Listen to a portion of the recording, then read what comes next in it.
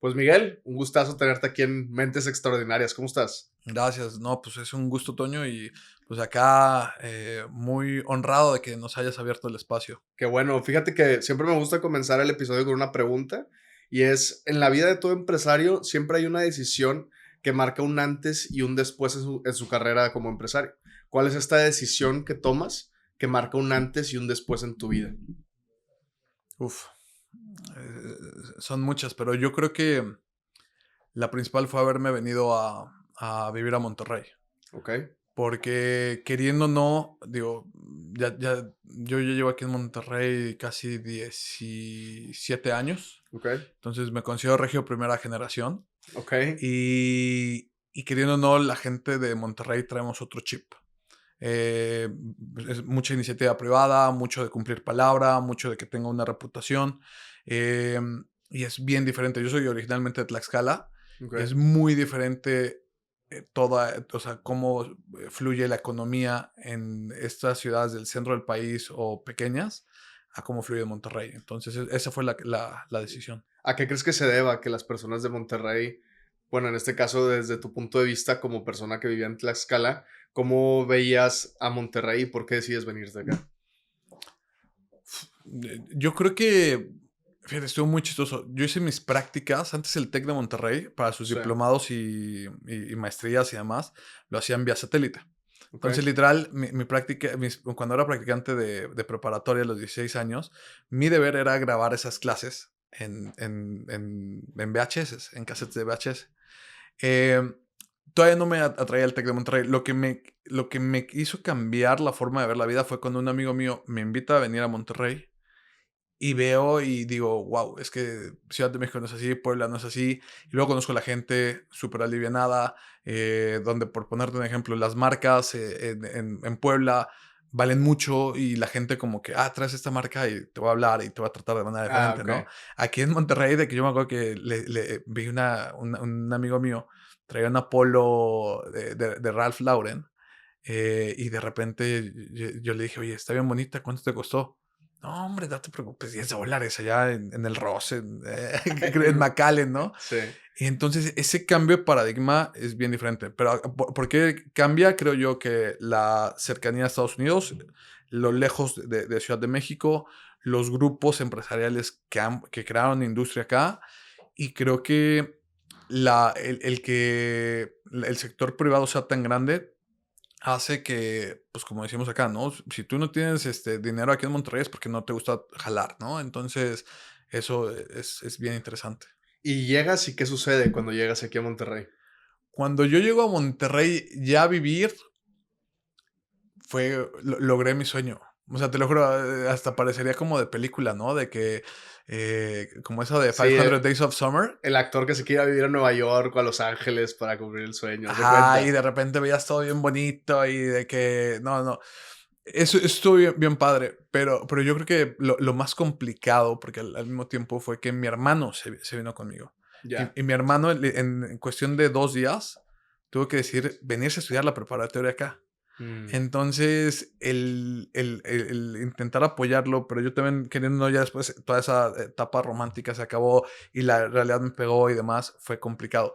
Pero yo creo que en general, el haber estudiado en el TEC de Monterrey, yo digo, el TEC de Monterrey es un parque de diversiones, donde tú dices, si te subes a todas las atracciones, que yo gracias a Dios, yo sí siento que me subí a todas las atracciones, o nada más haces fila para la montaña rusa y ya, ¿no? ya. ¿Qué estudiaste? Negocios, bueno, empecé como ingeniero en sistemas computacionales, luego licenciado en administración financiera y acabé como negocios internacionales, tomando ahí, igual y el TEC de Monterrey que no me odie, pero tomando clases de oyente, porque en mi último semestre tenía mucho tiempo libre y llegaba con el profesor de que, oiga, pues yo no le voy a pagar la materia, pero si me permite venir acá y escuchar su clase, yo voy a entregar todas las tareas, voy a hacer todos los exámenes y claro que me dieron chance, entonces soy como mercadólogo, no También. oficialmente, sí, sí, sí, Ah, súper. Yo estudié estrategia y transformación de negocios también en el TEC. en el TEC. Sí. ¿Y qué tal la carrera? Porque esa es una carrera nueva, bueno, a mi plan de Bueno, eso estudio. es el LAE, pero como que el LAE del 2024, haz de cuenta. Ok. Sí, es LAET. Al final le agregaron una T que significa transformación de negocios. ¿Qué te ha ayudado esa transformación en tu vida profesional y diaria? Porque queriendo no es un cambio bien complicado. Administración es como que pongo el coche en neutral y se va, Sí. ¿no? Transformación.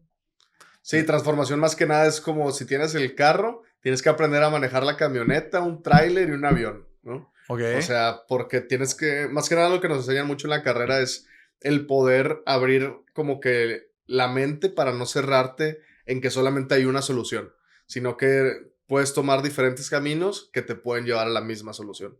Entonces, como que nos ponen muchos casos de empresas reales e inclusive ir a conocer las empresas, todo, lidiar con el dueño de la empresa. Oye, ¿sabes qué? Este es el problema.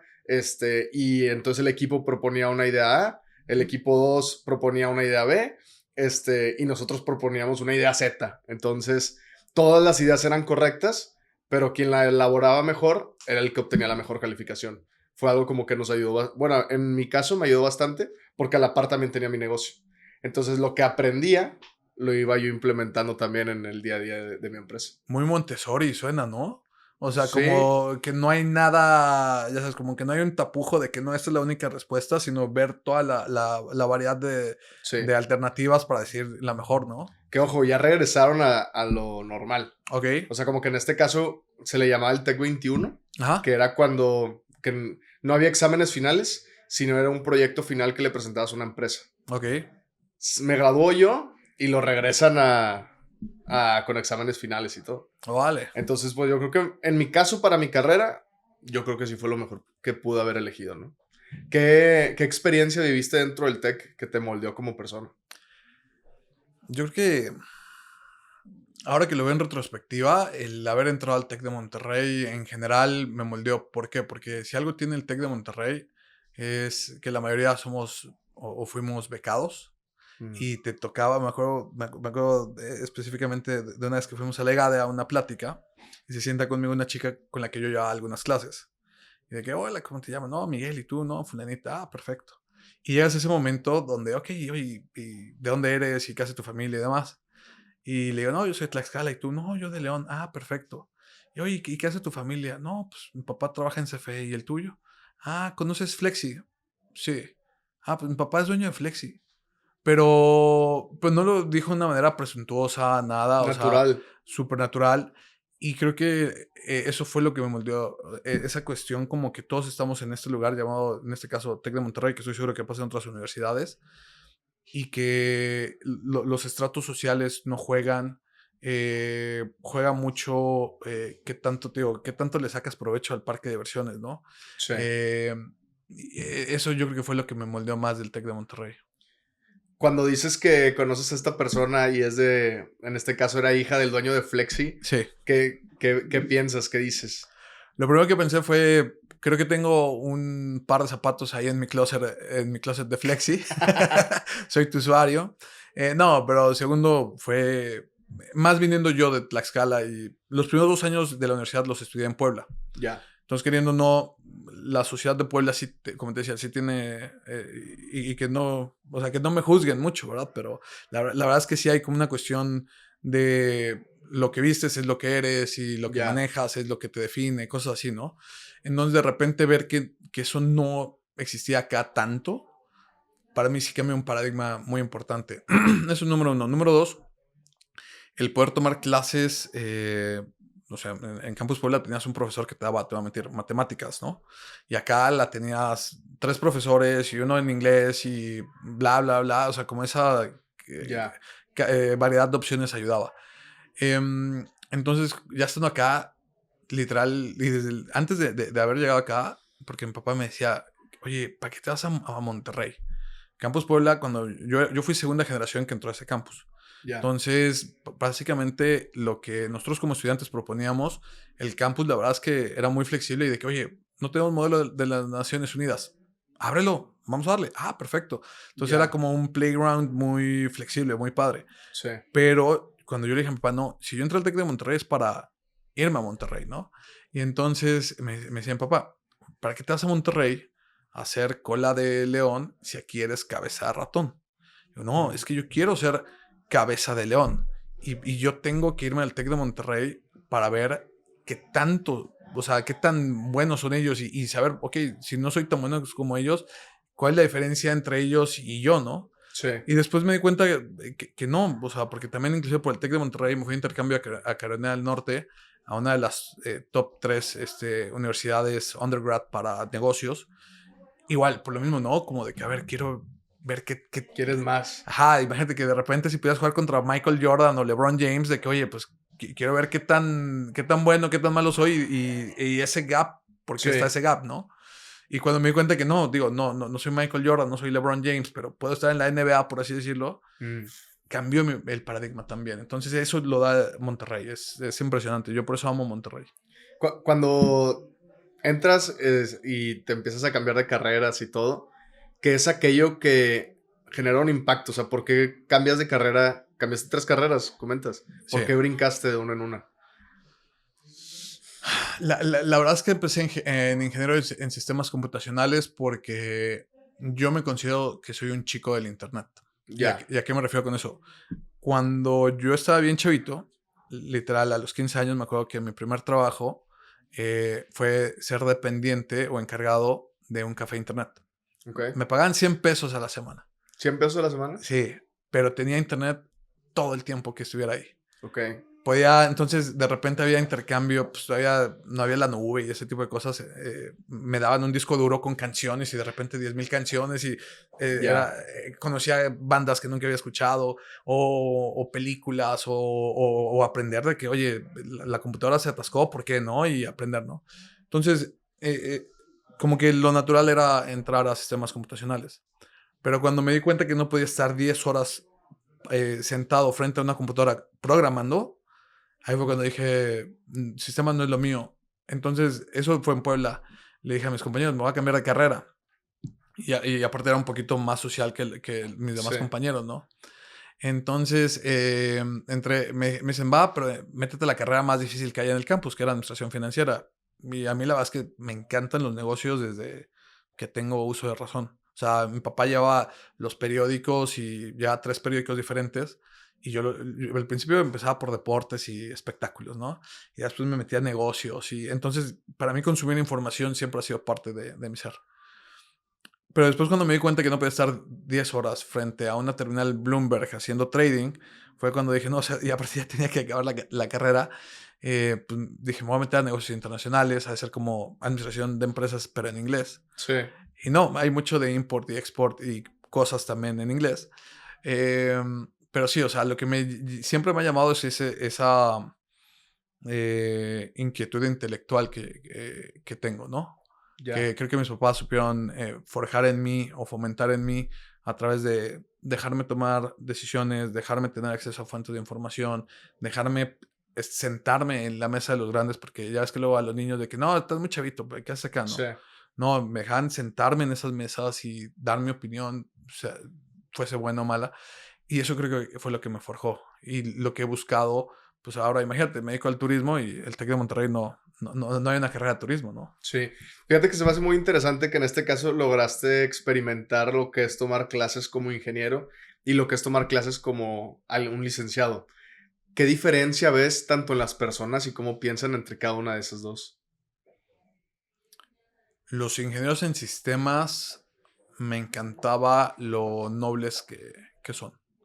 Creo que, ¿por qué? Porque creo que tan siquiera en mi generación éramos muchos que nos criamos aspirando a programar juegos de Nintendo, Sí. a convivir con comunidades donde, como te decía hace rato, yo soy niño del Internet porque el Internet lo que me permitió fue encontrar comunidades que no estaban físicamente a mi alrededor, pero por el Internet estaban a un clic de distancia. Entonces, por Mm, ejemplo, yo fui súper fan de Harry Potter, fan sí. cañón, y a través del internet conocí a otros fans de Harry Potter, ¿no? O conocí fans de Coldplay o cosas así que alrededor de donde yo vivía no. Ya. Entonces, hay una nobleza en eso, ¿no? Que la tecnología te acerca a esas comunidades. Eso es número uno. Em, Número dos, me gustaba lo estructurado y como cuadrados que podrían ser, ¿no? O de que 2 más 2 son 4 y se acabó. Sí. Eso, o sea, a final de cuentas viene de una metodología que genera siempre un resultado, ¿no?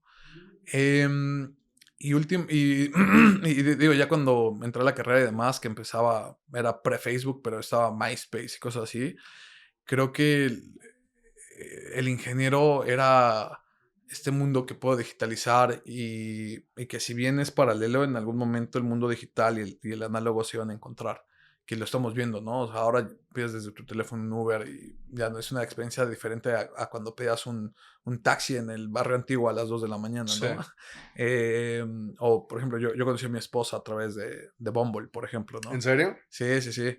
Entonces, eso me encantó. Los licenciados, la parte social y la parte de mercadotecnia y el valor de marca que algo puede dar, pues es lo que ha hecho estos monstruos, ¿no? O sea, Uber no piensas en un grupo de programadores, piensas en una marca sexy, y es lo mismo con Airbnb, y es lo mismo con todas estas empresas de base tecnológica, ¿no? Sí. Eso es bien interesante, esos dos mundos conviviendo. Oye, y luego te gradúas, Ujú. entras, o sea, perdón, te gradúas y ya vives la experiencia ahora sí, vivir en Monterrey sin ser estudiante. Sí. ¿Cómo es? ¿Qué sucede? Esa experiencia la viví 4 años después que me gradué, ¿Por qué? porque, porque yo, mi sueño, desde yo creo como los 18 años, había sido ser consultor. Ok. O sea, hay niños que quieren ser, bueno, a lo mejor yo también chiquito, sí quería ser futbolista profesional, pero yo a los 18 años yo sabía que quería ser consultor De empresas. de empresas, sí. Ok. ¿Por qué? Porque por esta misma como inquietud intelectual que tengo, quería saber, oye, pues no sé, te voy a mentir, Cemex, ¿por qué hace cemento y cómo lo hacen y sus procesos, bla, bla, los bancos, etcétera? Entonces, ya en el último semestre que ya tenía que buscar este jale, apliqué a varias consultorías y la que me dio chance de trabajar se llama London Consulting Group. ¿Que está dentro de las Big Four? No. No, pero yo diría que está bajito, es Big más Five. regional, Big Five, sí. En Latinoamérica es gigante. Sí. Y te puedo decir que, por ejemplo, me tocó trabajar, gracias a London, en Estados Unidos, Puerto Rico, República Dominicana, Haití, Panamá, Chile y ya. Pero bueno, creo que Son buenos. sí, es Son, bastantito, sí. sí, sí, sí. Y a lo que voy es, por ejemplo, en el Caribe, está súper bien rankeada. Nosotros llegamos, fíjate que había salido como cambio de fútbol, ¿no? Sí. Sale McKinsey, entra a London y ¡pum! Vale. A veces generamos mejores resultados que McKinsey, ¿no? Ok. Pero es una consultoría más en operaciones principalmente. A mí, creo que por mi perfil y siempre andar como que empujando, oye, quiero esto, y quiero esto, y quiero esto, me dieron algunos trabajos o algunos proyectos estratégicos y de transformación digital.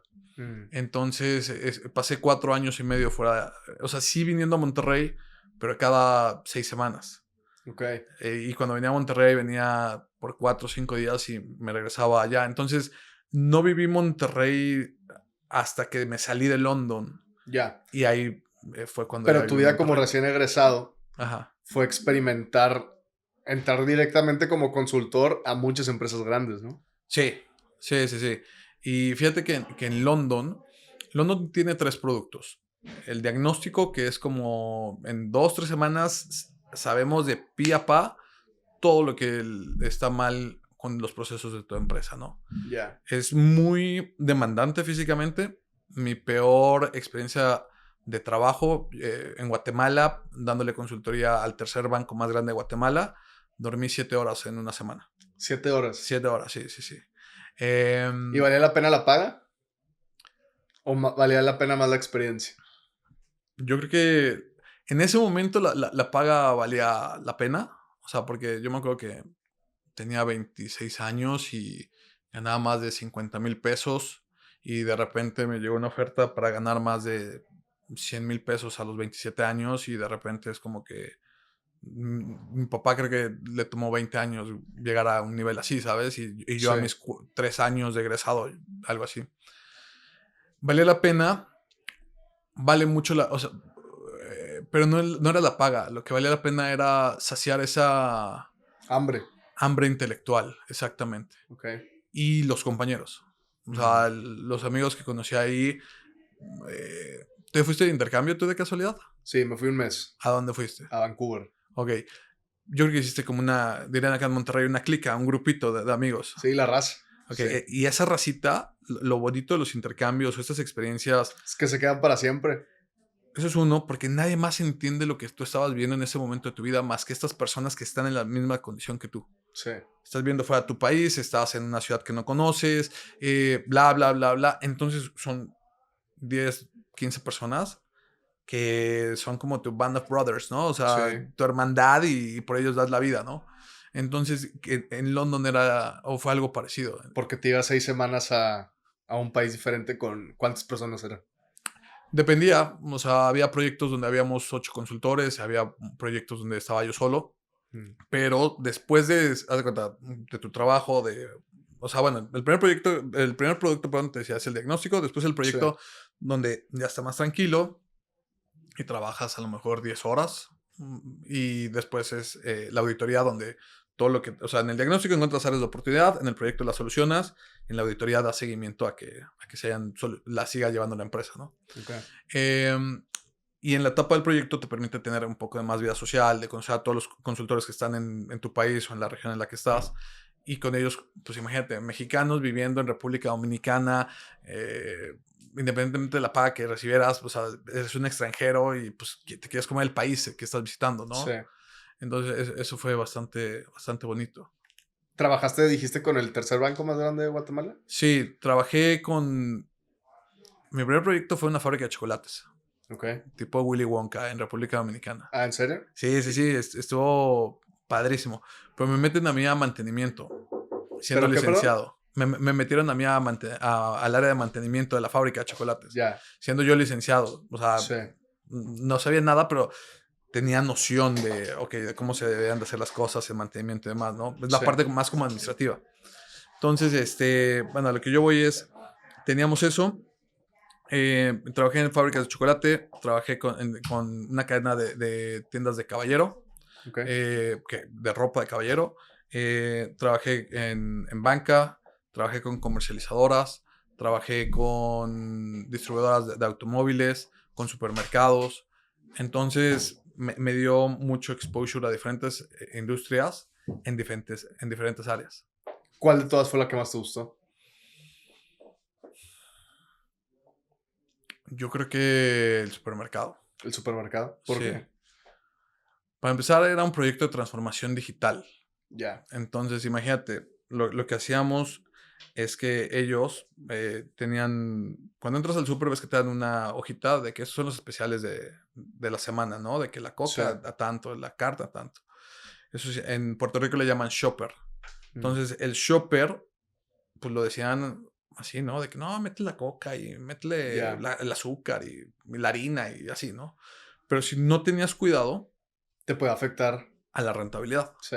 Porque de repente, imagínate, oye, no, te voy a mentir, la carne molida, que es lo que más se vende en un supermercado, bien barata, pues compro todo lo que pueda, ¿no? Sí. Y de repente, como lo vendiste con descuento, te pegaba en tu utilidad. Ah, ok.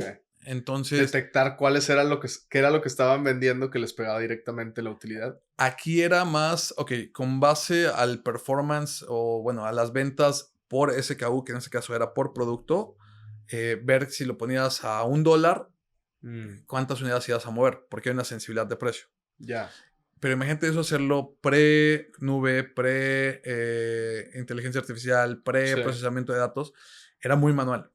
Okay. Entonces, pero fue un proyecto donde hicimos y, por ejemplo, ya cuando, imagínate que vas construyendo un cohete, ¿no?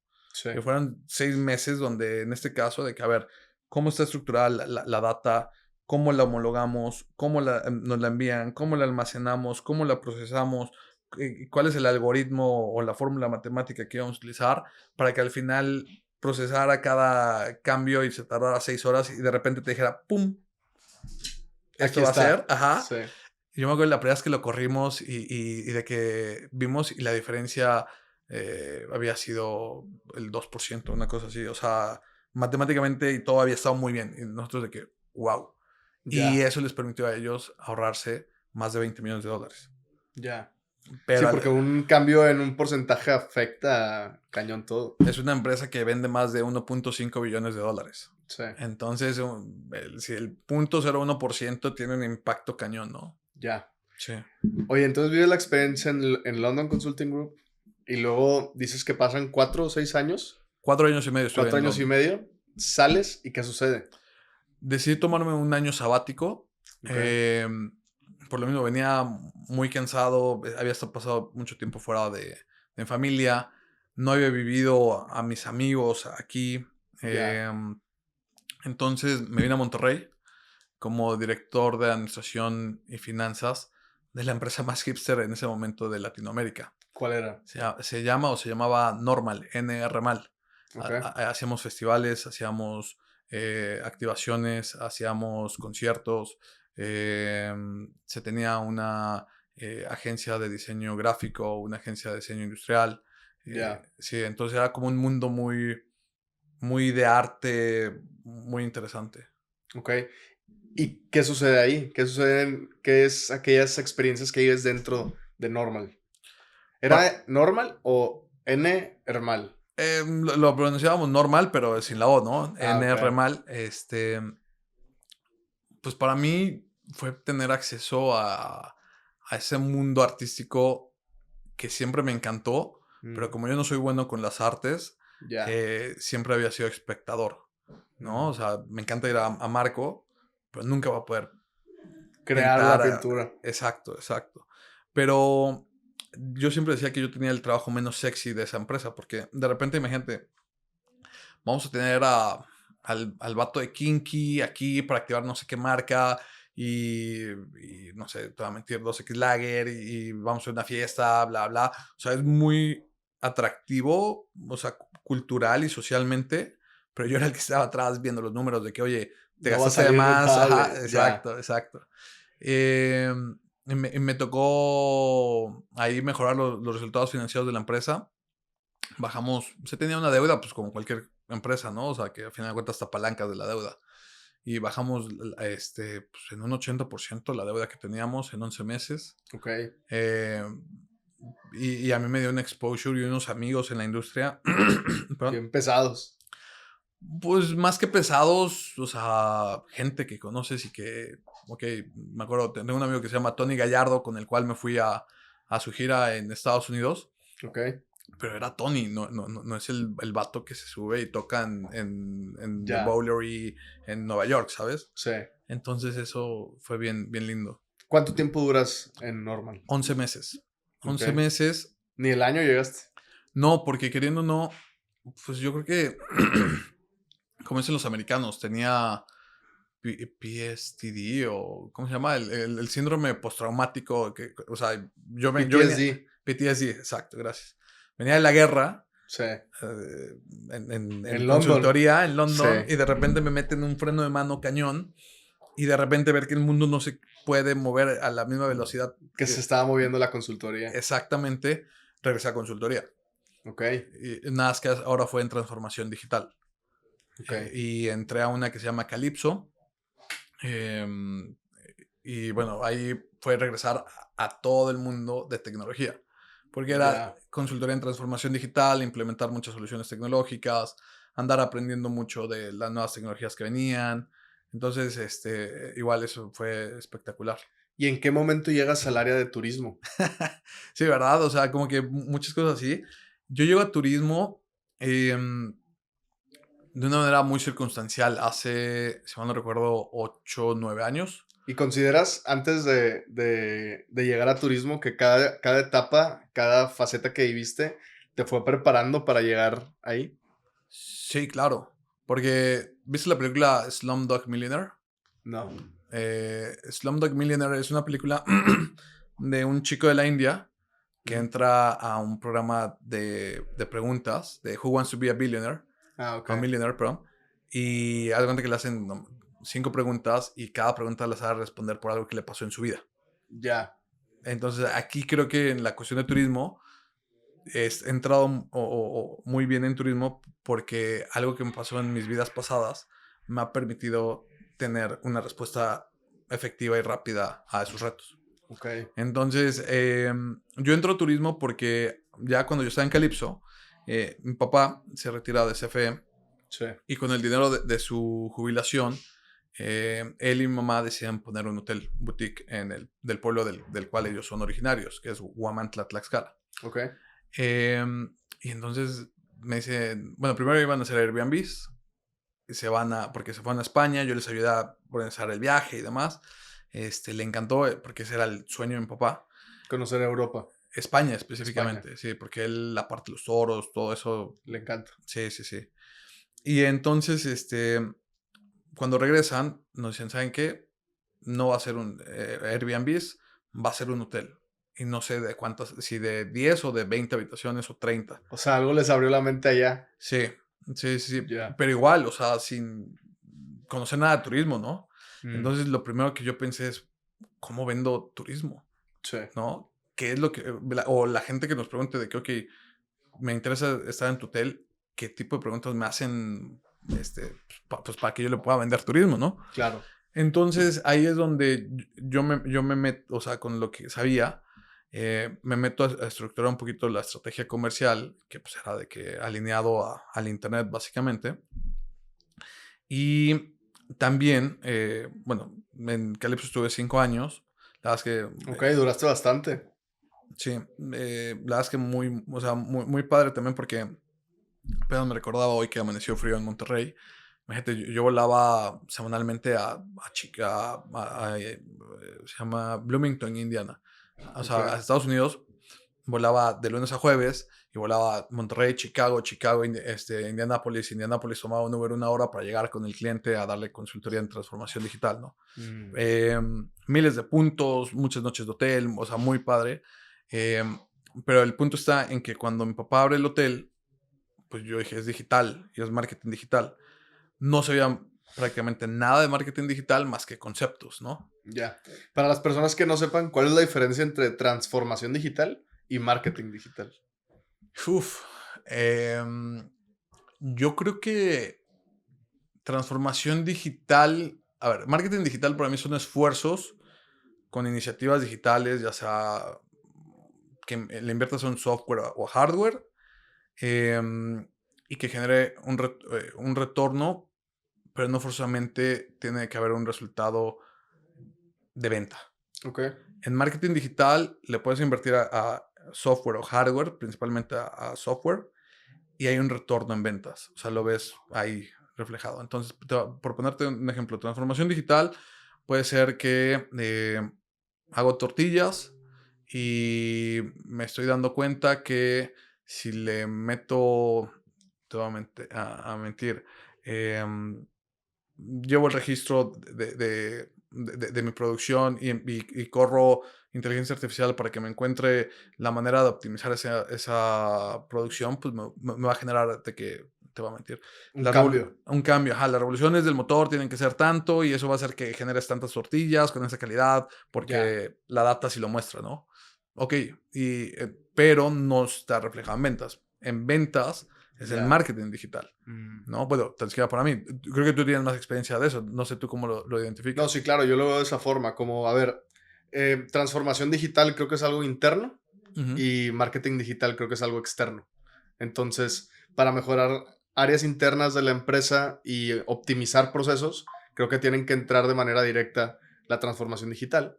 Para optimizar el alcance externo y aumentar ventas, tiene que entrar el marketing digital.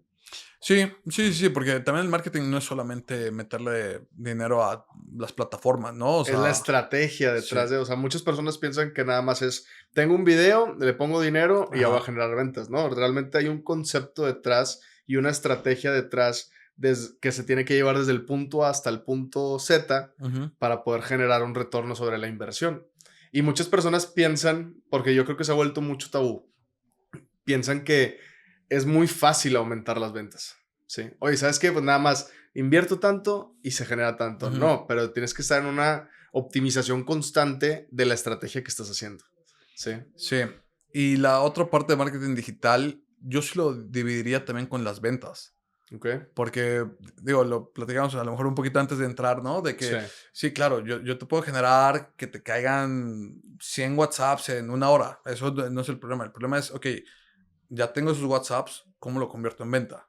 ¿no? Sí. Y es la parte donde muchas veces siento que el marketing digital es como el agua, donde, a ver, si ahorita me pones agua en mi mano, el agua lo más viable es que se me vaya la mayoría entre los dedos. Con la parte de ventas lo que haces Aguanta. Sí. aguantas tantito y esa agüita que se te queda en las manos son las ventas que generaste. Sí. Y muchas personas no entienden esa diferencia. Agarrando un poquito esta parte que estamos hablando en el transformación de una publicidad al área de las ventas y que se vea el retorno sobre la inversión, me platicabas antes de comenzar que están recibiendo casi 5,000 leads a la semana. No, por propiedad son 5,000, Mm, pero sí te puedo decir que hemos tenido semanas donde hemos recibido 3,000. ya. Sí. ¿Cómo llevaron a cabo esta estrategia para poder generar esa cantidad de leads? Mira, primero empezó entendiendo cómo se venden, en este caso, los servicios que nosotros ofrecemos. Sí. Y creo que eso es un análisis que cada quien tiene que realizar y donde Con su tú, empresa o producto. y con expertos como tú, Sí. ¿no? O sea, porque es muy diferente vende estos micrófonos a vende una noche de glamping, Sí. ¿no? Entonces, creo que eso es lo primero. Nosotros nos dimos cuenta que el comportamiento de compra, según varios estudios, era que el viajero ve en línea, le gustan ciertos factores que puede ser proximidad, las fotos, el precio, los servicios que ofreces y demás, y con base en eso es que toma una decisión de compra, ¿no? Sí. Después te contacta y ya tienes que cerrar esa venta, ¿no?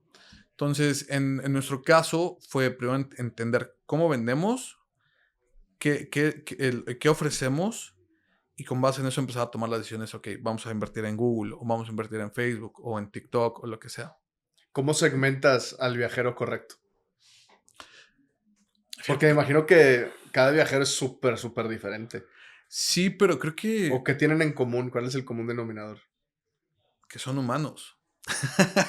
y va a sonar medio raro. Hace un ratito, hace yo creo que 2 meses, platicaba con alguien que le decía, no me gusta a mí mucho el concepto del buyer persona. Ya. ¿Por Ah, qué? Porque siento que te puedes anichar y por ser tan específico te pierdes de un mar de oportunidades. Mm, Entonces, eh, a lo mejor el buyer persona es cuando creas el producto, cuando creas el glamping, el hotel, la turoperadora, sí. ¿no? Pero creo que en general, por ponerte de ejemplo, en el mismo glamping nos ha tocado bodas, nos ha tocado congresos, nos ha tocado pedidas de matrimonio, gente que se Ya. divorcia, etcétera, etcétera. Pero si solo te segmentaras en uno, no llegarían los otros. Sí, claro, y menos en una categoría tan emergente como el glamping, donde imagínate si yo te dijera, yo te voy a vender un hotel donde tú vas a ir a acampar y vas a llegar en una pick-up 4x4, y Toño es de Monterrey, estudia en el Tec de Monterrey, bla, bla, bla, bla. Tu mercado empieza a ser así. Sí.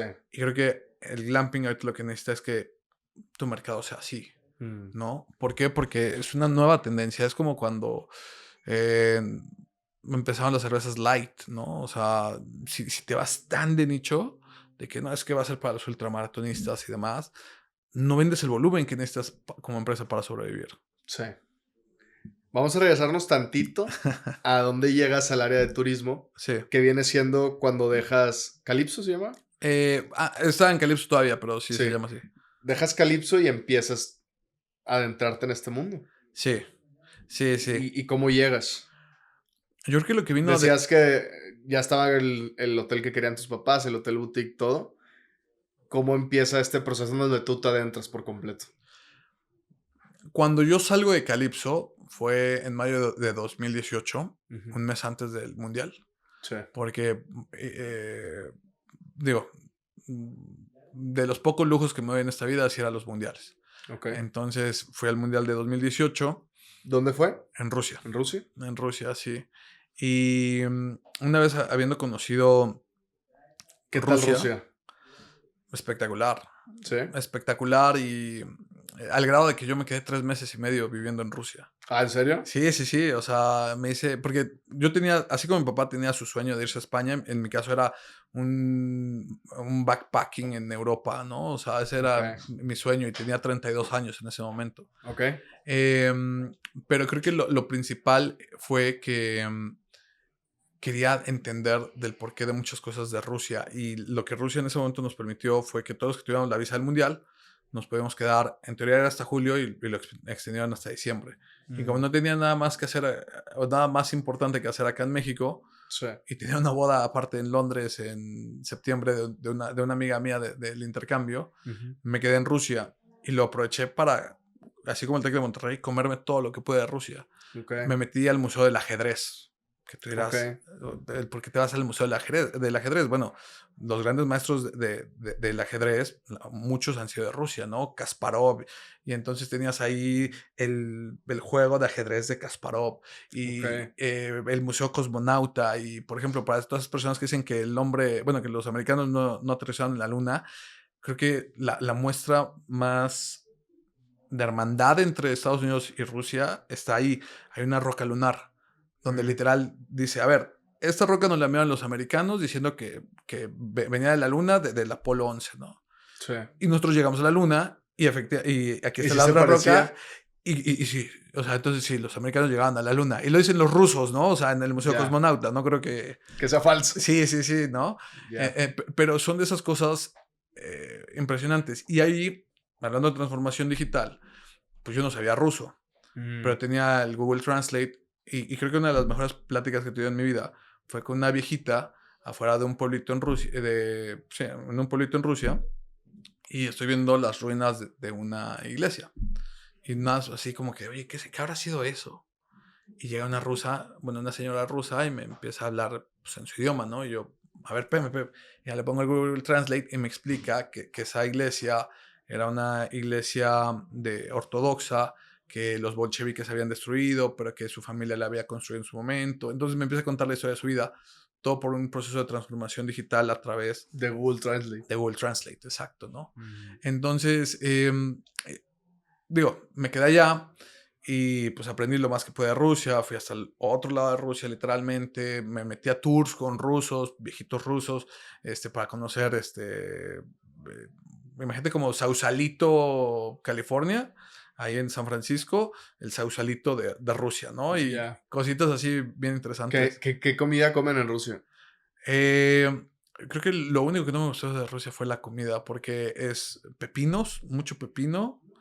Em, Hay una cosa que se llama borsch, que es como imagínate como la crema agria, Sí. pero en sopa, y que le meten betabel, entonces a veces lo venden así rosita.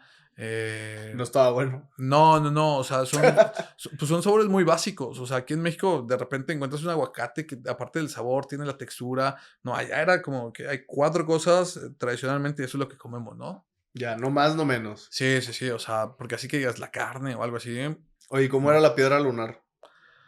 ¿Era tal cual como una piedra normal? Sí, sí, sí, pero ellos hicieron ahí sus análisis y dijeron, o sea, tiene la misma composición química, la americana que Sí, nosotros pero ¿cómo trajimos. se ve? O sea, Pues como una piedra, la verdad. Ahí ya, te mentiría ahorita cómo se veía en ese exactamente, momento. pero me quedé como con la ciencia, creo que al final de cuentas tiene eso, ¿no? Que independientemente de donde venga, el 2 más 2 siempre va a ser 4, ¿no? Sí, que Y, a- regresamos al tema de los ingenieros. y creo que a final de cuentas ellos lo vieron como un avance en la humanidad, ¿no? Entonces eso fue bien interesante. Regresas de Rusia. Regreso de Rusia, sí, sí, sí. Y estaba en diciembre, eran navidades, y pues estaba como que muy cómodo, tenía algo ahorrado y decidí lanzar un festival de música y de globos aerostáticos como el Cielo Mágico aquí en Monterrey, pero allá en Tlaxcala. Ok. ¿Por qué? Porque tenía los amigos, según yo, bueno, pues, sí, los amigos, los conectes, conocía la estructura de costos, cómo promocionarlo y demás. Em, ¿Y cómo le fue? pues empezamos con 5,000 pesos y levanté capital y demás, pero pues terminamos perdiendo dinero, ¿no? ¿Por qué? Porque me di cuenta que una cosa es, por ponerte de ejemplo, oye, ¿qué tan difícil es ser un taquero, ¿no? Sí. Hasta yo puedo, yo cocino en mi casa y demás. Y no, en la ejecución hay muchas... Tiene su estrategia. Sí, hay muchas cosas que hacen una iniciativa exitosa o no. Entonces, en ese festival, pues sí, perdimos dinero, pero como no tenía mucho presupuesto, ahí fue donde yo me metí full al marketing digital. Ok. Aprendí de Google Ads, aprendí de Facebook, aprendí de todo lo de ads, Facebook Ads, videos, viralización, bla, bla, bla, porque en realidad era lo más económico en ese momento para que mi festival lo conocieran, ¿no? Entonces Ok. fue como una maestría que nunca tomé. ¿Qué te das cuenta de Facebook Ads, Google Ads? O sea, ¿qué entiendes cuando te das cuenta que se puede hacer magia, si así lo quieres ver con eso? Yo creo que me doy cuenta de dos cosas. Uno, que la economía o sea, cambió y que puede ser más costo efectivo. Sí. O sea, imagínate, a lo mejor para el festival sí puede haber entregado flyers, pero a lo mejor, pero ya cuando lo llevas y lo extrapolas, es mejor hacer videos y promocionarlos en Facebook, por ponerte un Claro. ejemplo, ¿no? Sí, justo fíjate que siempre me ha causado mucho ruido porque antes se usaban mucho los panorámicos. Ujú. Bastante. Digo, todavía se siguen usando y todavía, pues todavía hay, ¿no? Pero yo, por ejemplo, rentar un panorámico que te cuesta 50,000 pesos al mes. Ujú. Sí. Oye, tal vez no vas a tener el mismo retorno que si lo inviertes en publicidad de Facebook e Instagram Ads. Sí. No sé si me explica. Siento que muchas personas todavía no saben el alcance y el poder que puede llegar a tener la estrategia de Facebook, Google, YouTube Ads, ¿no? Y eso que pasamos por una pandemia, ¿no? Que, Sí, que se volvió el principal canal de ventas. sí, Bueno, de marketing, perdón. Sí, pero eso es una cosa. Y lo segundo, yo creo que el famoso mix de mercadotecnia, muchos no lo tienen bien identificado. ¿Y a qué que es un mix de mercadotecnia. Básicamente, vamos a pensar que tengo el famoso, o sea, tengo diferentes canales de venta, o sea, diferentes opciones donde puedo hacer mercadotecnia. Sí, Ok, ¿a qué le voy a meter para hacer mi mercadotecnia? Y lo más importante, generar ventas. ya, Entonces, ahora que mencionabas panorámicos, han habido iniciativas donde los panorámicos son más costo efectivos que el marketing digital. Entonces yo creo que como todo, ¿no? Vamos pues en estos ciclos donde siento que hemos llegado a un extremo en la parte digital, donde el BTL o ese marketing físico lo vamos a empezar a ver que tiene mejores resultados, ¿no? ¿Tú crees? Sí, sí, sí, totalmente. Y lo veo mucho en los glampings, en algunos productos de consumo masivo donde, es más, hasta en productos turísticos. Ok, Yo como te decía, yo soy de Tlaxcala, ¿no? Pero el producto turístico más importante de Tlaxcala es el Santuario de las Luciérnagas. No sé si has oído hablar de él. me suena. Es básicamente en una parte del bosque en Tlaxcala, en los meses de lluvia, que es mediados de junio, mediados de agosto. Por las lluvias hay una especie de luciérnagas y salen y pues ves muchas luciérnagas en el bosque, ¿no? Ok, Em, pero ese producto turístico, en su momento, el gobierno de Tlaxcala lo hizo muy bien porque rentó panorámicos y también publicidad en autobuses ok, y en paradas de camión. Entonces, todo eso hizo que muchísima gente fuera de la Ciudad de México. Al ya. grado que reciben más de 60,000 personas en dos ¿Al año? meses. Ajá. Digo, en Ok, esos 2 meses, porque es lo que dura, ¿no? Y eso lo hicieron por BTL, o sea, por Below the Line, ¿no? O sea, sí. marketing así muy físico, cero digital y demás, ¿no? Entonces creo que el que sea marketero ahora, creo que tiene que, ese mix de mercadotecnia se vuelve súper crítico. Sí, que al final terminan siendo los diferentes canales de venta que puedes llegar a tener. Sí, Totalmente. porque a veces muchas personas se sesgan en solamente tener un canal de ventas, si lo quieres ver, Facebook Ads o Google Ads, cuando realmente existen muchísimos canales de venta que puedes buscar que te sirvan a ti. Pero lo que sucede mucho es que personas dicen, oye, me está jalando mucho Facebook Ads, me voy a enfocar solamente en Facebook Ads. Invierten todo en Facebook Ads y de repente un día se cae Facebook Ads, se cae Facebook. Por ejemplo, hace como 4 o 5 meses se cayó 3 horas, creo. Se cayó 3 horas. Oye, se desajusta todo. Tienes que tener diferentes canales de venta para que un cliente potencial pueda llegar por cualquier lado. Eso es uno. Y dos, optimizar el canal de venta. Porque por ponerte un ejemplo, en nuestro caso, Ya en Facebook y en Instagram es bien poquito lo que le metemos ¿De ads? de ads en esas plataformas. ¿Por qué? Porque también uno debe entender. Porque todo el retorno está en Google, ¿no?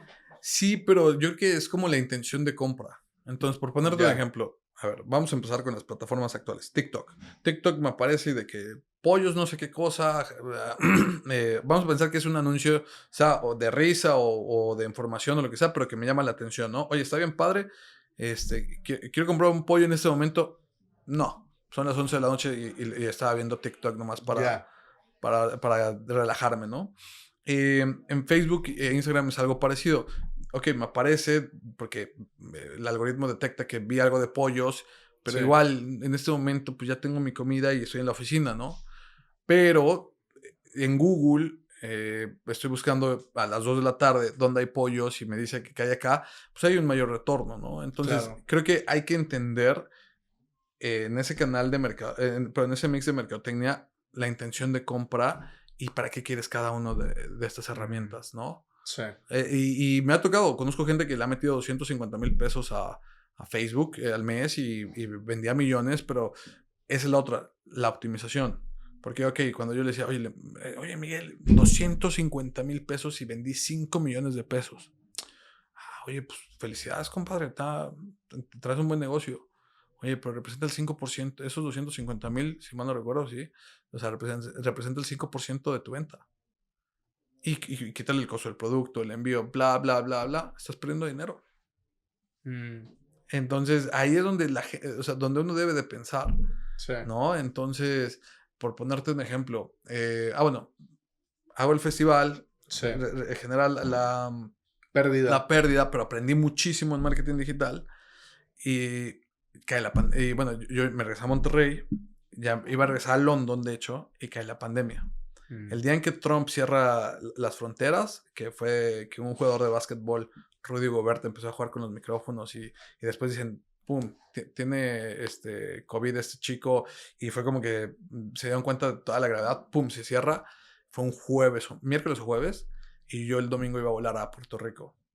mm, Y entonces pues, me quedé sin chamba de nuevo, sí. con la deuda aparte. A la mera hora no te contrataron. Sí, sí, sí, o sea, pues la misma consultoría no sabía qué iba a pasar y demás. Entonces un amigo mío había comprado el e-commerce para mascotas más grande de México Sí. y me dice, oye, pues tú le sabes a marketing y a operaciones y demás, ayúdame a que esto jale, ¿no? Y entonces cuando me meto en medio de pandemia a competirle de tú a tú a Amazon, a Mercado Libre, a Petco. Y ahí fue donde aprendí full de e-commerce y toda la parte ¿Cómo le fue al e-commerce? Nos fue bien, pero tienes que ser extremadamente estratégico. ¿Por qué? Porque suena muy sexy, como te decía, oye, vendí 5 millones de pesos. Sí. Sí, pero a ver, ¿cuál es su estructura de costos? Ok, no, pues tanto, ¿no? Te voy a mentir. 5% se va a marketing digital, el 40% al producto, el 12% se va al envío, el 2% se va a la caja, bla, bla, bla, bla, y te queda una ganancia así si bien te va, ¿no? Entonces es donde creo que, como te decía, todas las experiencias previas, tanto de consultoría en procesos y transformación digital, em, el marketing digital, la transformación digital, eh, todo este interés que yo siempre he tenido por las computadoras y demás, es cuando me ayudó a mí a hacer varias cosas, ¿no? En un momento muy crítico de supervivencia. Ya. Entonces, el e-commerce creo que le fue bien, pero también yo aprendí mucho, porque ahí mi amigo, el dueño, me decía, viendo la estructura de costos, es que, oye, de 100 pesos que vendimos para quedarnos con 8, pues mejor lo hubiera metido en CETES, ¿no? Y me dejaba más, ¿no? Sí. Eh, no, pues yo creo que es una estrategia híbrida y empecé, así como ahora que mencionabas de tu carrera, donde veías diferentes Diferentes caminos. alternativas, ajá, empezabas a ver de que, ok, no todo es digital, pero tampoco, no todo es físico, es una mezcla, ¿no? Entonces, Ya. eso fue bien interesante también. Llegas al tema de las e-commerce de ¿qué era? Para mascotas. Para mascotas, sí. ¿Pero qué vendían? De todo, alimento, juguetes, accesorios, de todo. ¿Y cuánto tiempo duraste trabajando ahí? Ahí duré ¿Entraste como socio? No, ahí entré como empleado, igual como director de operaciones, Ok. y ahí duré 10 meses. Y ahí duré Ok. poco porque Por todo el tema de la pandemia, ¿no?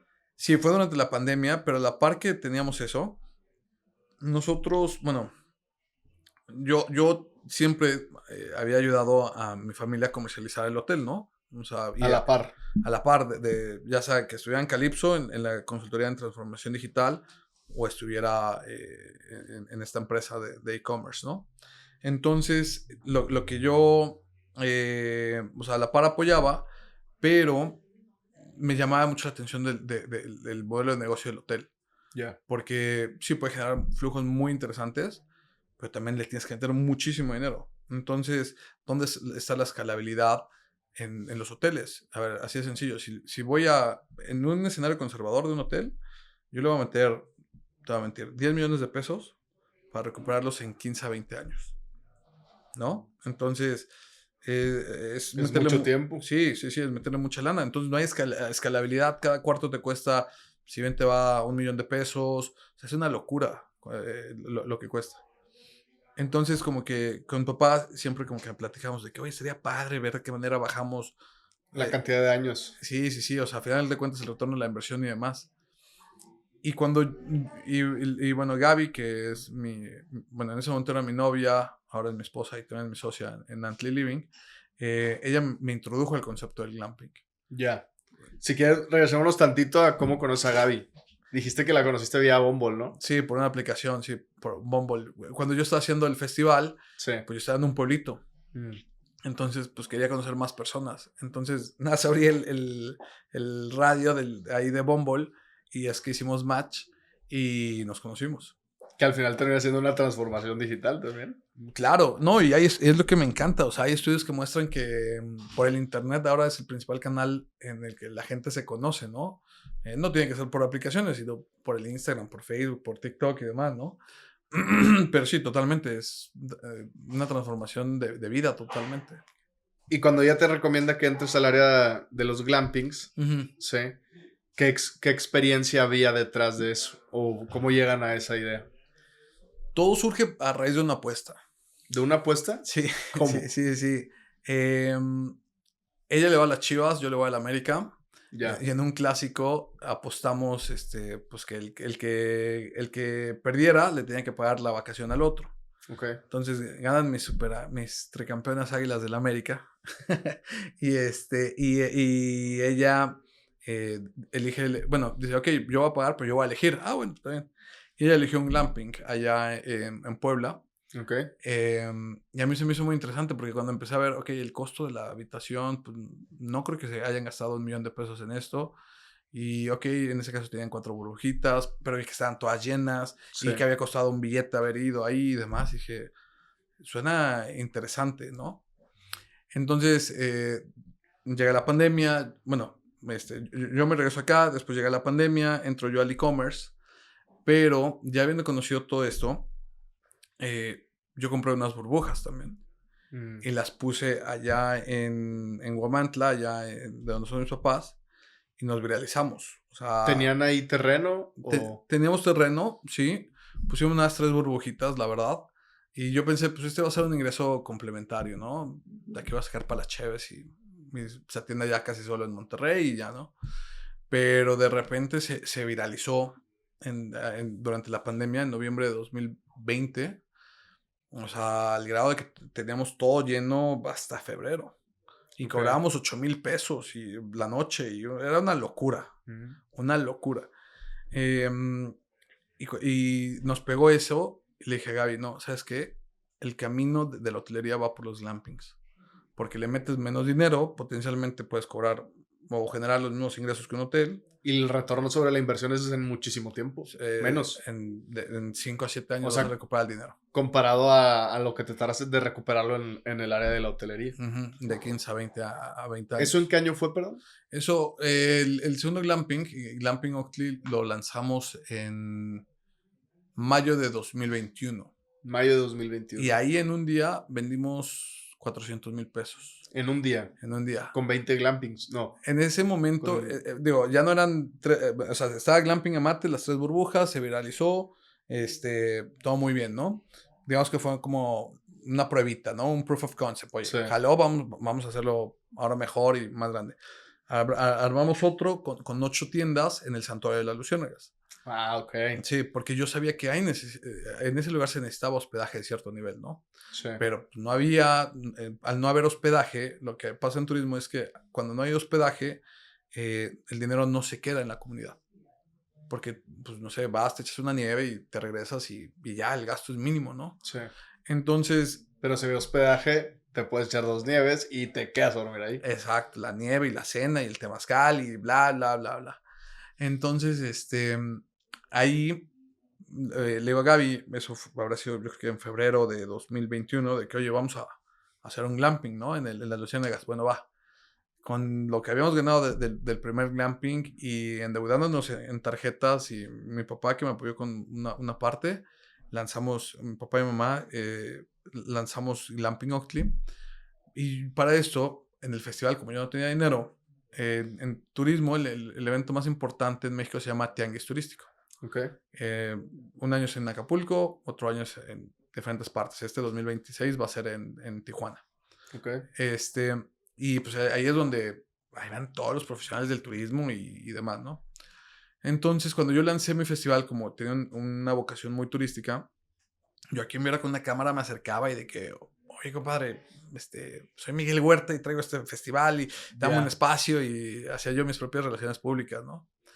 Y para eso te cuento largo, ahí cuando lancé el festival conocí a la que era la directora de la sección de viajes para El Universal. Ok. Extrapólalo, eso fue en 2019, en 2021, ella me contacta de que, oye, Miguel, ¿cómo estás? ¿Cómo te trata la pandemia? No, pues muy bien, ahí vamos y tengo este concepto que se llama glamping. Ah, padrísimo.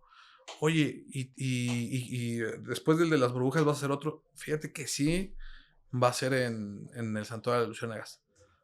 Buenísimo. Oye, pues en ese momento yo necesitaba notas también. Sí. ¿Tienes fotos? No, pues apenas lo vamos a construir, pero tengo unos renders.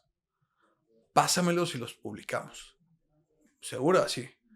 Entonces lo publicaron en el Universal, en la página de internet, en el periódico y demás.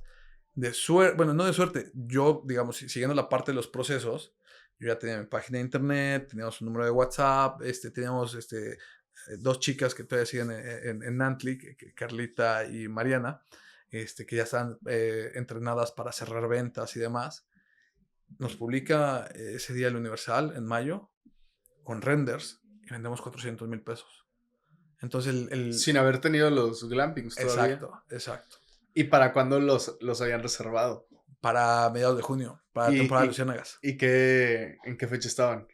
O sea, pasó un mes. O sea, mediados de mayo se publicó, mediados de junio recibíamos a los primeros huéspedes. Ah, ok, ok. Entonces, mucho de fondear esta iniciativa fue a través de esta preventa que hicimos. Porque en realidad, cuando vendes noches o cuartos de hotel, son preventas. Sí, todo. Todo. Entonces, Sí, porque no hay nadie, bueno, yo creo que es muy poco el porcentaje de las personas que llega y dicen, ah, yo me quiero esperar aquí hoy. exacto, ya cada vez es menos, ¿no? A lo mejor en algunas propiedades en el centro, que la noche te cuesta barata, puede ser que sí, pero ya es lo menos en la industria, ¿no? Eso le llamamos walk-ins, Ok, ¿no? Entonces, de ahí, pues empezamos a fondear todo el glamping. Me acuerdo que cuando abrimos el glamping, fue a mediados de junio, faltaban 3 horas para que llegaran los primeros huéspedes y teníamos 8 tiendas alineadas así en filita y unos ponían una tienda y llegaba otro equipo y metía un colchón y llegaba un tercer equipo a hacer la cama, ¿no? Entonces así, todo en serie y así. ¿Qué tan separados tienen que estar un glamping del otro? Bueno, puede ser tan cerca o tan lejos como tú quieras. En Ya. este caso tenía una distancia de 4 metros entre tienda y tienda. Todos los glampings, tienen, ¿qué es el valor agregado de los glampings comparado a un cuarto de hotel normal, si lo quieres ver? Si quieres, digo, para los que no conozcan el glamping, ¿qué es el glamping? El glamping es un campamento glamuroso, ¿no? Mm, Eso es el concepto, ¿no? La traducción. Ya aterrizado es contar con un hospedaje en la naturaleza con todas las comodidades. Hay 4 elementos para que algo sea considerado un glamping. El primero es que la estructura donde tú te vas a quedar a dormir, el cuarto, la tienda, lo que sea única, ¿no? O sea, es muy Ujú. diferente este cuarto a una tiendita o un bochito que he visto algunos, cositas así, ¿no? Segundo, un contacto directo con la naturaleza. El tercero es un alto nivel de confort, que el alto nivel de confort puede ser que haya agua caliente, que haya Ya, seguridad, internet, cosas que no vas a encontrar si tú vas a acampar por ti solo, sí, ¿no? Y el último es que puedas experimentar la comunidad. ya. Entonces, en nuestro caso, en nuestros glampings, la estructura es importante, pero yo creo que lo más importante es la serie de actividades que la gente puede disfrutar. Entonces, Mm, por ejemplo, en San Miguel de Allende tenemos cata de cerveza artesanal, pero degustación de cerveza artesanal, cata de vino, tenemos aguas termales, en el de la Luciérnagas tenemos un temazcal, tenemos hiking, tenemos visita al santuario de las Luciérnagas en la temporada, en el de acá de Monterrey está la parte del asador, está la parte de la naturaleza y los naranjos, por ejemplo, que son muy típicos de acá. La parte, inclusive el mini split, sí. ¿no? Que es calefacción o es eh, ahí que te da frío, ¿no? Entonces, todo eso son elementos que componen a un glamping. ¿Cómo fue este crecimiento para poder expandir el negocio de los glampings? Ha sido bien interesante porque, Porque, perdón por no, interrumpirte, pero no es lo mismo que expandir algo en el mundo digital, si así lo quieres ver, que puedes llegar a cualquier país o cualquier ciudad en cualquier momento, ujú. sino es algo que tiene que haber algo físico, ¿no? Y tiene que haber un servicio, o sea, ¿cómo escalas el negocio de los glampings? Yo creo que o sea, lo definiste muy bien. A ver, la parte del glamping es muy físico. Es como una cadena de comida rápida, ¿no?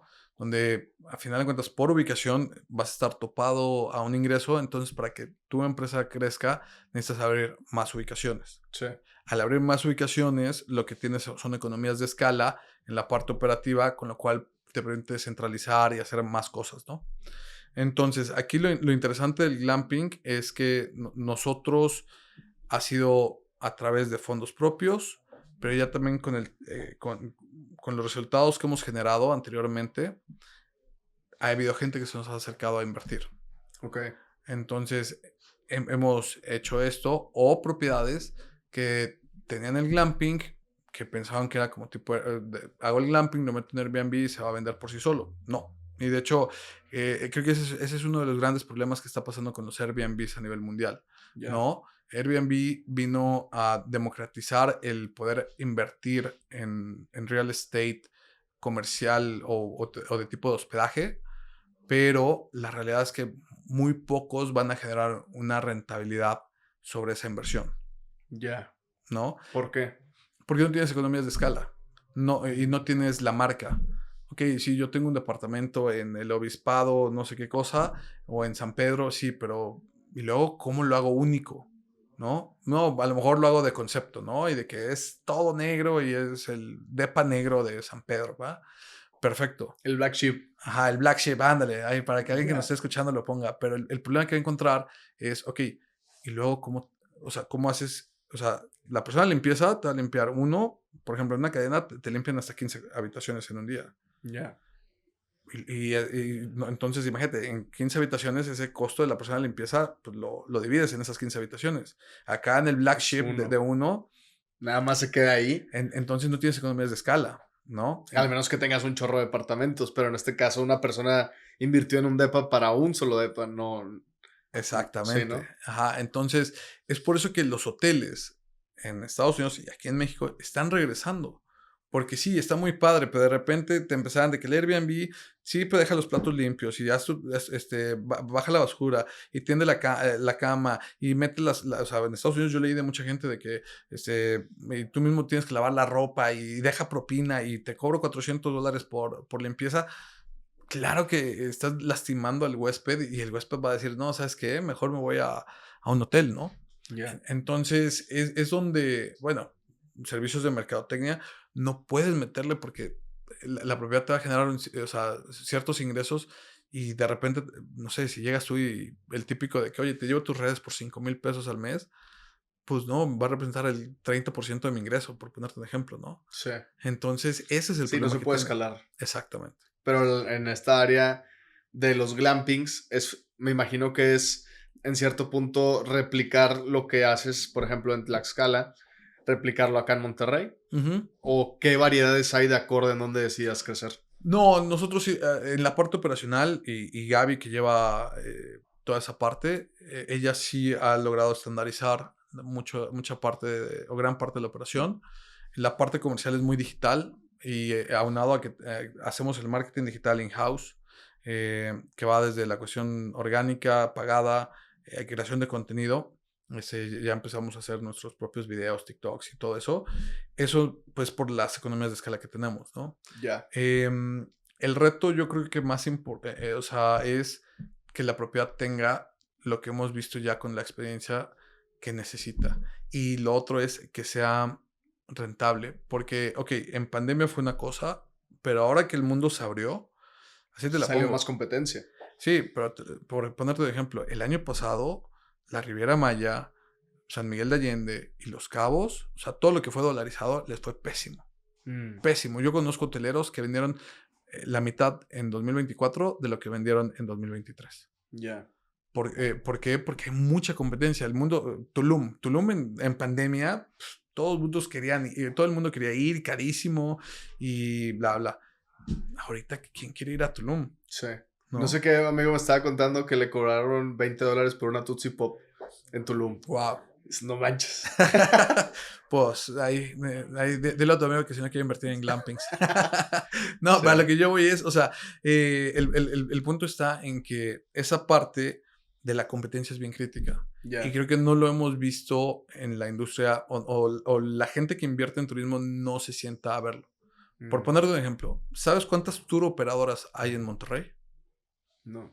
A un año del mundial, año y piquito. Hay 8. Son poquitas. Es nada. Es nada. Estamos hablando de la segunda ciudad más importante de este país. Y que creo que va a haber un juego aquí, ¿no? Va a haber 4. 4 juegos Hay 4 aquí. juegos acá, pero independientemente del mundial, porque eso creo que es como la justificación, ¿no? O sea, de Sí, que, oye, bajé de peso, pues porque me casé, ¿no? sí. Aquí es, bueno, estoy haciendo estas cosas, pues porque va a haber el mundial. Monterrey tiene mucho turismo. Estaba hablando con alguien del gobierno, acá, pues del estatal, que me decía, no hay una, te voy a mentir, pero una turoperadora premium donde Elon Musk ha venido a Monterrey, ¿no? Entonces imagínate, el Elon Musk, de que, ok, o ahora que vino Sergio Ramos, que lo acaba de fichar Rayados, de que, oye, ajá, y de que, bueno, muéstrenme y demás. Pues esa gente necesita un servicio premium y que te paga premium y Sí, demás, ¿no? Y no hay un servicio así en Monterrey, por ejemplo, ¿no? ya. Entonces, la parte del turismo, a todo esto, después de mucho background de dónde vengo yo y demás, yo hasta la fecha, a pesar de que ya llevo casi, pues sí, va a ser noviembre de 2020, casi 6 años en esto del turismo, yo me considero todavía un outsider, porque Mm, yo veo el turismo desde otra óptica, ¿no? sí. Pero creo que esa óptica lo que nos ha permitido es crecer tan rápido, porque originalmente Nantly Living era una cadena de glampings y ahora es un holding turístico, porque Mm, tenemos una cadena de glampings, comercializamos hoteles, damos consultoría en hotelería o turismo y creamos una plataforma tipo Shopify, sí, o sea, donde la gente puede hacer sus páginas de internet, sus tiendas en línea, o sea, el e-commerce, pero para empresas de servicios. Y esa es nuestra.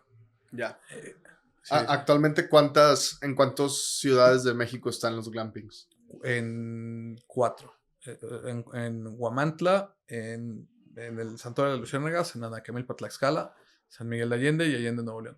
¿Y cómo lo controlas todo desde acá de Monterrey? Todo es digital. Todo es digital. Sí. Ah, te decía hace un ratito que yo me considero un chico del internet, ¿no? Sí. Y me gusta mucho el cripto. Porque el cripto pudo nacer y es lo que es actualmente porque es una infraestructura descentralizada. Ya. Es lo mismo con nosotros. Tenemos unidades que están en diferentes lugares. Sí, sí lo centralizamos a través de la tecnología, pero lo que es bien interesante para nosotros es que, por ponerte un ejemplo, bueno, no sé si tú te acuerdas, pero cuando yo era niño, me acuerdo que había un anuncio de Puerto Vallarta, del Hyatt de Puerto Vallarta en el Canal 2, ¿no? En el de las estrellas, ¿no? No me acuerdo. Búsquenlo, hasta hay un jingle ahí, Puerto Vallarta. Pero bueno, ya, aparte del ridículo, sí, sí, el punto está en que imagínate cuánto billete le metieron a esa campaña de publicidad y lo que implicaba antes, ¿no? Sí. Ahora, con un TikTok, tienes al inicio, como nosotros, Para despegar. para despegar. El reto no es viralizarte, el reto es hacerlo rentable a largo plazo. Y poder aguantar o sea, estar preparado para tener una viralización, que lleguen los leads y tener todo bien estructurado para que no se caiga. Claro, claro, porque por ejemplo, ahorita venimos saliendo del 14 de febrero, nos hicieron falta habitaciones. Mm. Y por más que te dicen, no, hay un concepto que llaman revenue management, donde la misma habitación la puedes encontrar en 1,000 pesos como la puedes encontrar en 8,000 pesos, ¿no?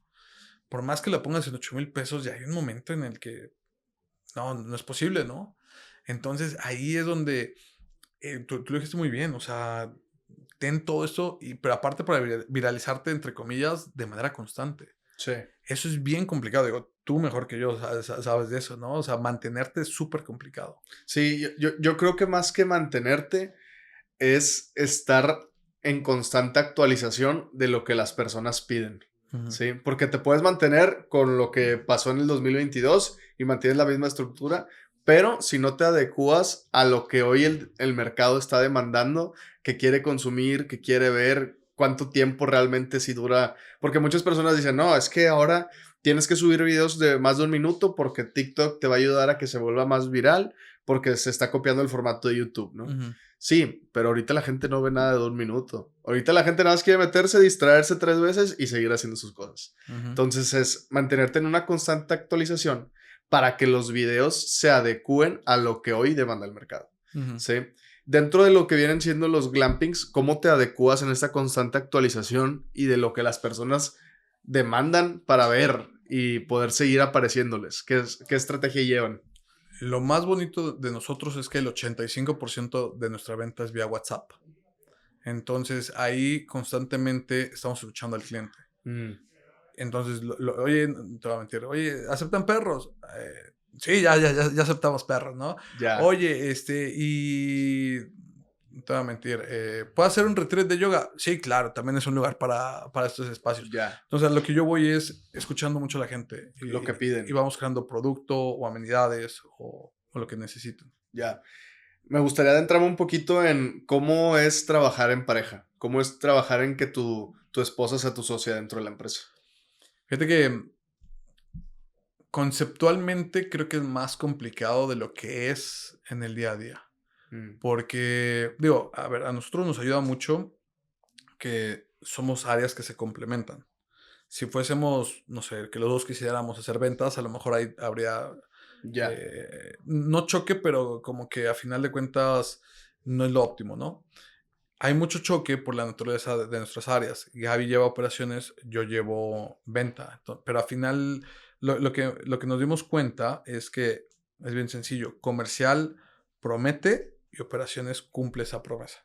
mm, Entonces, yo comercial y como esposo quiero meterme en menos temas con mi esposa, pues no prometo cosas que sé que van a ser complicadas para la operación cumplir, ¿no? ya, Entonces, eso yo creo que ha sido bien interesante, pero apenas alguien me preguntaba, en mi caso como hotelero, porque pues, el glamping es un tipo de hotel, como hotelero, ¿qué es lo que hace que tenga una sonrisa al inicio de mi día? O sea, como que qué padre que pueda empezar este día. Y en ese momento me costó un poco porque me puse a pensar todo. desarrollar la respuesta. Ajá, pero la realidad es que lo que más me emociona es poder convivir y compartir todo esto que está pasando junto con mi esposa.